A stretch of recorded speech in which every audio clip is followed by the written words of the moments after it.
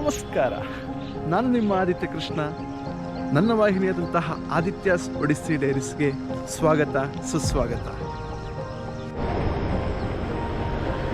ಪ್ರತಿಯೊಂದು ಪ್ರಯಾಣವು ಒಂದು ಕಥೆಯನ್ನು ಹೇಳುತ್ತದೆ ಮತ್ತು ಶಿವಗಂಗೆ ಬೆಟ್ಟಕ್ಕೆ ನನ್ನ ಆರೋಹಣವು ಇದಕ್ಕೆ ಹೊರತಾಗಿರಲಿಲ್ಲ. ವಾರಾಂತ್ಯದ ಚಾರಣಕ್ಕಾಗಿ ಸರಳ ಯೋಜನೆಯಾಗಿ ಪ್ರಾರಂಭವಾದದ್ದು ಶೀಘ್ರದಲ್ಲೇ ಪುರಾಣ, ಬೆವರು, ನಗು ಮತ್ತು ಆಶ್ಚರ್ಯಗಳಿಂದ ತುಂಬಿದ ಮರೆಯಲಾಗದ ಅನುಭವವಾಗಿ ಬದಲಾಯಿತು. ಶಿವಗಂಗೆ ಕೇವಲ ಬೆಟ್ಟಕ್ಕಿಂತ ಹೆಚ್ಚಿನದು. ಭಕ್ತರಿಗೆ ಇದು ಪವಿತ್ರ ಸ್ಥಳ, ಸಾಹಸಿಗರಿಗೆ ಇದು ಒಂದು ರೋಮಾಂಚಕ ಚಾರಣ ಮತ್ತು ಮುಕ್ತ ಮನಸ್ಸಿನಿಂದ ಹೋಗುವವರಿಗೆ ಇದು ಪ್ರತಿಯೊಂದು ಬಂಡೆಯಲ್ಲೂ ಕೆತ್ತಿದ ಕಥೆಗಳನ್ನು ಸದ್ದಿಲ್ಲದೆ ಹೇಳುವ ಸ್ಥಳವಾಗಿದೆ. ದೇವಾಲಯಗಳ ಮೂಲಕ ಪ್ರತಿಧ್ವನಿಸುತ್ತದೆ ಮತ್ತು ಶಿಖರದಲ್ಲಿ ನೃತ್ಯ ಮಾಡುವ ಗಾಳಿಯಲ್ಲಿ ಸಾಗಿಸಲ್ಪಡುತ್ತದೆ.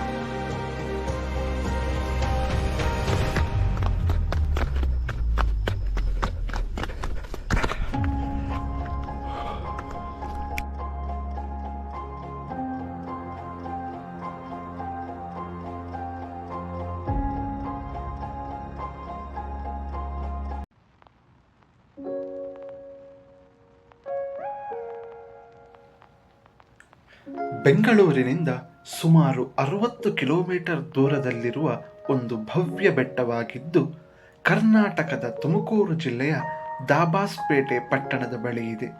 ಸಮುದ್ರ ಮಟ್ಟಕ್ಕಿಂತ 4490 ಅಡಿ ಎತ್ತರಕ್ಕೆ ಏರುವ ಈ ಬೆಟ್ಟವು ಚಾರಣಿಗರಿಗೆ ಮಾತ್ರವಲ್ಲದೆ ಆಳವಾದ ಆಧ್ಯಾತ್ಮಿಕ ಮತ್ತು ಐತಿಹಾಸಿಕ ಮಹತ್ವವನ್ನು ಹೊಂದಿದೆ. ದಕ್ಷಿಣ ಕಾಶಿ ಎಂದು ಕರೆಯಲ್ಪಡುವ ಒಂದು ಯಾತ್ರಾ ಕೇಂದ್ರ ಮತ್ತು ನೈಸರ್ಗಿಕ ಅದ್ಭುತವಾಗಿದೆ. ವರ್ಷವಿಡೀ ಸಾವಿರಾರು ಭಕ್ತರು ಮತ್ತು ಸಾಹಸ ಅನ್ವೇಷಕರನ್ನು ಆಕರ್ಷಿಸುತ್ತದೆ. ಅದುವೇ ಶಿವಗಂಗೆ.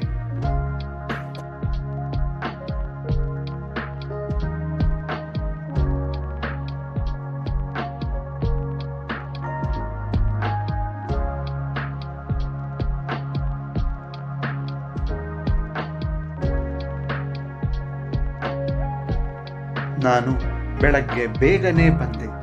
ಮೊದಲ ಬೆಳಕು ಇಳಿಜಾರುಗಳನ್ನು ಮುಟ್ಟುತ್ತಿದ್ದಂತೆ ಬೆಟ್ಟವು ಎತ್ತರವಾಗಿ ಮತ್ತು ಮೌನವಾಗಿ ನಿಂತಿತ್ತು.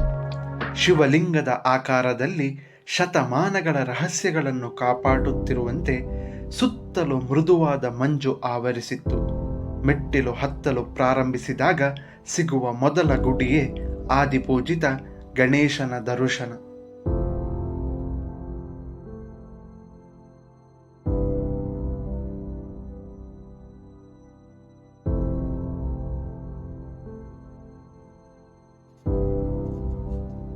ಪವಿತ್ರ ಪರ್ವತವು ಶಿವಲಿಂಗದ ಆಕಾರದಲ್ಲಿದೆ ಮತ್ತು ಸ್ಥಳೀಯವಾಗಿ ಗಂಗಾ ಎಂದು ಕರೆಯಲ್ಪಡುವ ಒಂದು ಚಿಲುಮೆಯೂ ಹರಿಯುತ್ತದೆ. ಇದರಿಂದಾಗಿ ಈ ಸ್ಥಳಕ್ಕೆ ಅದರ ಹೆಸರು ಬಂದಿದೆ. ಇದನ್ನು ದಕ್ಷಿಣ ಕಾಶಿ ಎಂದು ಕರೆಯುತ್ತಾರೆ ಮತ್ತು ಗಂಗಾಧರೇಶ್ವರ ದೇವಸ್ಥಾನ, ಶ್ರೀ ಹೊನ್ನಮ್ಮ ದೇವಿ ದೇವಸ್ಥಾನ, ಒಳಕಲ್ ತೀರ್ಥ, ನಂದಿ ಪ್ರತಿಮೆ, ಪಾತಾಳಗಂಗೆ ಶಾರದಾಂಬೆ ದೇವಸ್ಥಾನ ಮತ್ತು ಅಗಸ್ತ್ಯ ತೀರ್ಥ, ಕಣ್ವ ತೀರ್ಥ, ಕಪಿಲ ತೀರ್ಥ, ಪಾತಾಳಗಂಗೆ ಮುಂತಾದ ಹಲವಾರು ತೀರ್ಥಗಳನ್ನು ಹೊಂದಿದೆ. ಬೆಟ್ಟದ ಬಾಹ್ಯರೇಖೆಯು ಪೂರ್ವದಿಂದ ಗೂಳಿಯಂತೆ, ಪಶ್ಚಿಮದಿಂದ ಗಣೇಶನಂತೆ, ಉತ್ತರದಿಂದ ಸರ್ಪದಂತೆ ಮತ್ತು ದಕ್ಷಿಣದಿಂದ ಲಿಂಗದಂತೆ ಕಾಣುತ್ತದೆ. ಶಿಖರಕ್ಕೆ ಏರುವುದನ್ನು ಪವಿತ್ರ ನಗರಕ್ಕೆ ಒಂದು ಯಾತ್ರೆ ಎಂದು ಪರಿಗಣಿಸಲಾಗುತ್ತದೆ.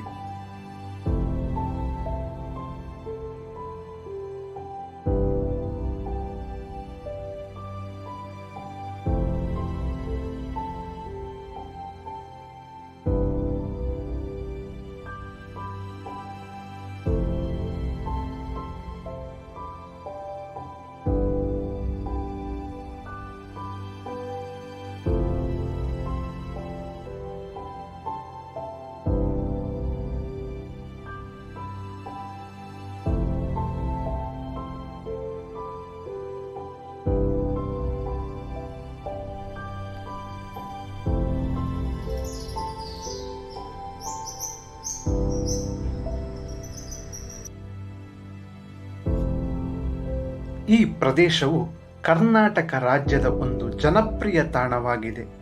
ಶಿಖರದ ಸಂಪೂರ್ಣ ಹಾದಿಯು ಚೆನ್ನಾಗಿ ಗುರುತಿಸಲ್ಪಟ್ಟಿದೆ ಮತ್ತು ಮಾನವ ನಿರ್ಮಿತ ಮೆಟ್ಟಿಲುಗಳು ಉಪಸ್ಥಿತಿಯ ಹಾದಿಯನ್ನು ಸೂಕ್ತವಾಗಿಸುತ್ತದೆ. ಆಹಾರ ಮತ್ತು ಪಾನೀಯಗಳನ್ನು ಪೂರೈಸುವ ಮಳಿಗೆಗಳೊಂದಿಗೆ ಅಲ್ಲಲ್ಲಿ ವಿಶ್ರಾಂತಿಗೆ ಅವಕಾಶಗಳಿವೆ. ತಪ್ಪಲಿನಿಂದ ಶಿಖರವನ್ನು ತಲುಪಲು ಚಾರಣದ ಮಾರ್ಗವು ಸುಮಾರು 6 ಕಿಲೋಮೀಟರ್ಗಳಿವೆ. ಪರ್ವತದ ಶಿಖರದ ಬಳಿ ಹಾದಿಯು ಕಡಿದಾದ ಮತ್ತು ಕಿರಿದಾಗಿವೆ. ಅಂತಹ ಜಾಗಗಳಿಗೆ ಸುರಕ್ಷತಾ ಹಳಿಗಳನ್ನು ಒದಗಿಸಲಾಗುತ್ತದೆ. ಬೆಟ್ಟದಲ್ಲಿ ವಾಸಿಸುವ ಪ್ರಮುಖ ಪ್ರಾಣಿಗಳೆಂದರೆ ಅವು ಕೋತಿಗಳು. ನಮ್ಮ ವಸ್ತುಗಳಿಗೆ ಬಹಳ ಜಾಗರೂಕರಾಗಿರಬೇಕು.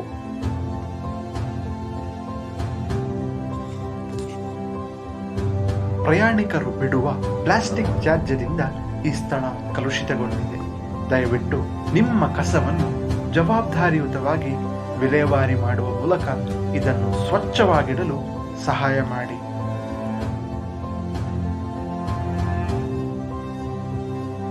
ಮತ್ತೊಂದು ವಿಸ್ಮಯಕಾರಿ ವಿಷಯವೆಂದರೆ ಗಂಗಾಧರೇಶ್ವರನ ಲಿಂಗಕ್ಕೆ ತುಪ್ಪದಿಂದ ಅಭಿಷೇಕ ಮಾಡಿದಾಗ ತುಪ್ಪ ಬೆಣ್ಣೆಯಾಗಿ ಬದಲಾಗುವ ಕುತೂಹಲಕಾರಿ ಪವಾಡ ಸಂಭವಿಸುತ್ತದೆ ಎಂದು ಭಕ್ತರು ನಂಬುತ್ತಾರೆ. ದಂತಕಥೆಯ ಪ್ರಕಾರ ಈ ದೇವಾಲಯದ ಗರ್ಭಗೃಹದಿಂದ ಬೆಂಗಳೂರಿನ ಗವಿ ಗಂಗಾಧರೇಶ್ವರ ದೇವಸ್ಥಾನಕ್ಕೆ ಸುರಂಗ ಮಾರ್ಗವಿದೆ ಎಂದು ಹೇಳುತ್ತಾರೆ. ಕುಮದ್ವತಿ ನದಿಯು ಶಿವಗಂಗೆ ಬೆಟ್ಟಗಳಲ್ಲಿ ಹುಟ್ಟಿಕೊಂಡಿದ್ದು ಇದು ಅರ್ಕಾವತಿ ನದಿಯ ಉಪನದಿಯಾಗಿದೆ.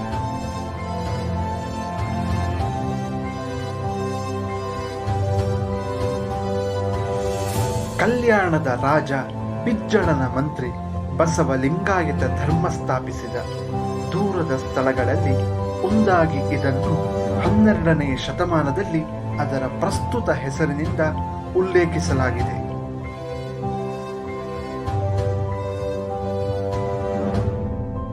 ಕೊನೆಯ ಹಂತವು ಅತ್ಯಂತ ಸವಾಲಿನದ್ದಾಗಿತ್ತು. ಕಡಿದಾದ ಮೆಟ್ಟಿಲುಗಳು, ಕಬ್ಬಿಣದ ಬೇಲಿಗಳು ಮತ್ತು ಎರಡೂ ಬದಿಗಳಿಗೆ ತೀಕ್ಷ್ಣವಾದ ಇಳಿಜಾರುಗಳು. ಆದರೆ ಶಿಖರವನ್ನು ತಲುಪುವುದು ಪ್ರತಿಯೊಂದು ಪ್ರಯತ್ನಕ್ಕೂ ಯೋಗ್ಯವಾಗಿತ್ತು. ವಿಹಂಗಮ ನೋಟವು ಉಸಿರು ಕಟ್ಟುವಂತಿತ್ತು. ಉರುಳುವ ಬೆಟ್ಟಗಳು, ಹಸಿರ ಹೊಲಗಳು ಮತ್ತು ಚಿನ್ನದ ಮಬ್ಬಿನಿಂದ ಆವೃತವಾದ ದೂರದ ಪಟ್ಟಣಗಳು. ಆ ಎತ್ತರದಲ್ಲಿ ಜಗತ್ತು ಶಾಂತವಾಗಿತ್ತು. ಶಾಂತಿಯುತ, ಪ್ರಾಚೀನ ಮತ್ತು ಏಕಕಾಲದಲ್ಲಿ ಜೀವಂತವಾಗಿತ್ತು. ಅಲ್ಲಿ ನಿಂತಾಗ ನನ್ನ ಕೂದಲಿನಲ್ಲಿ ಗಾಳಿ, ಹತ್ತುವಿಕೆಯಿಂದ ಇನ್ನೂ ಹೃದಯವು ಓಡುತ್ತಿತ್ತು. ನಾನು ಸಂಪರ್ಕ ಹೊಂದಿದ್ದೇನೆ ಎಂದು ಭಾವಿಸಿದೆ. ಕೆಳಗಿನ ಭೂಮಿಗೆ ಇದೇ ಏರುವಿಕೆಯನ್ನು ಮಾಡಿದ ನನ್ನ ಮುಂದೆ ಇದ್ದ ಜನರಿಗೆ ಮತ್ತು ಕಲ್ಲುಗಳು ಪಿಸುಗುಟ್ಟುತ್ತಿದ್ದ ಮೌನ ಕಥೆಗಳಿಗೆ.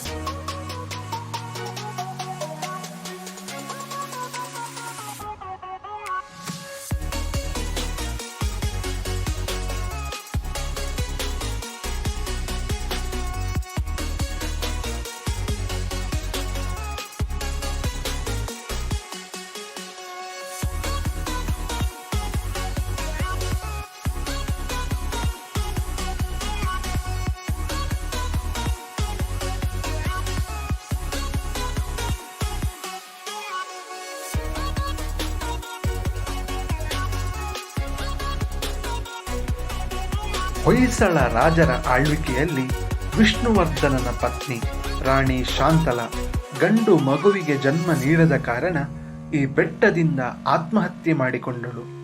ಈ ದೇವಾಲಯವು ಕರ್ನಾಟಕ ಪ್ರಾಚೀನ ಮತ್ತು ಐತಿಹಾಸಿಕ ಸ್ಮಾರಕಗಳು ಮತ್ತು ಪುರಾತತ್ವ ಸ್ಥಳಗಳು ಮತ್ತು ಅವಶೇಷಗಳ ಕಾಯಿದೆ 1962ರ ಅಡಿಯಲ್ಲಿ ಸಂರಕ್ಷಿತ ಸ್ಮಾರಕವಾಗಿದೆ. ನಿಜ ಹೇಳಬೇಕೆಂದರೆ ಈ ಪ್ರದೇಶವು ಮತ್ತು ಚಾರಣವು ಪಾದಯಾತ್ರಿಗರಿಗೆ ಸುತ್ತಮುತ್ತಲಿನ ಭೂದೃಶ್ಯಗಳ ಅದ್ಭುತ ದೃಶ್ಯಾವಳಿಗಳನ್ನು ಒದಗಿಸುತ್ತದೆ.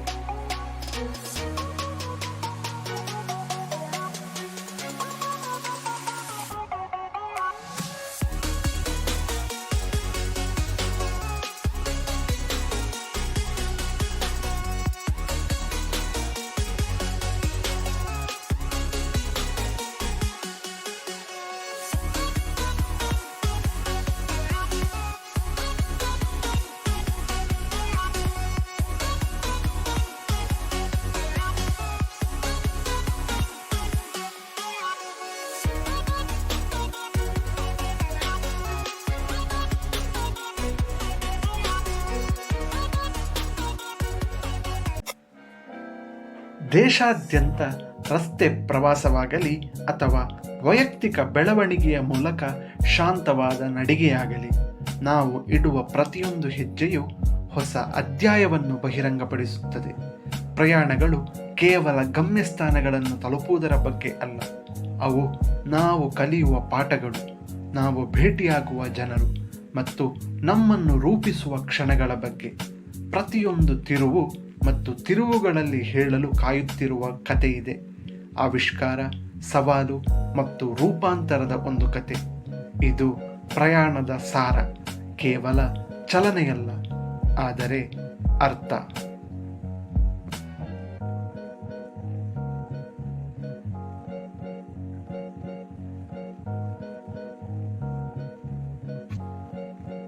ಇದಾಗಿದೆ ಶಿವಗಂಗೆ ಚಾರಣದ ಕತೆ. ನೀವು ನೋಡುತ್ತಾ ಇದ್ದೀರಾ ಆದಿತ್ಯಾಸ್ ಒಡಿಸ್ಸಿ ಡೈರೀಸ್. ಮುಂದಿನ ದೃಶ್ಯದಲ್ಲಿ ಸಿಗುತ್ತೇನೆ. ಅಲ್ಲಿಯ ತನಕ ಧನ್ಯವಾದಗಳು.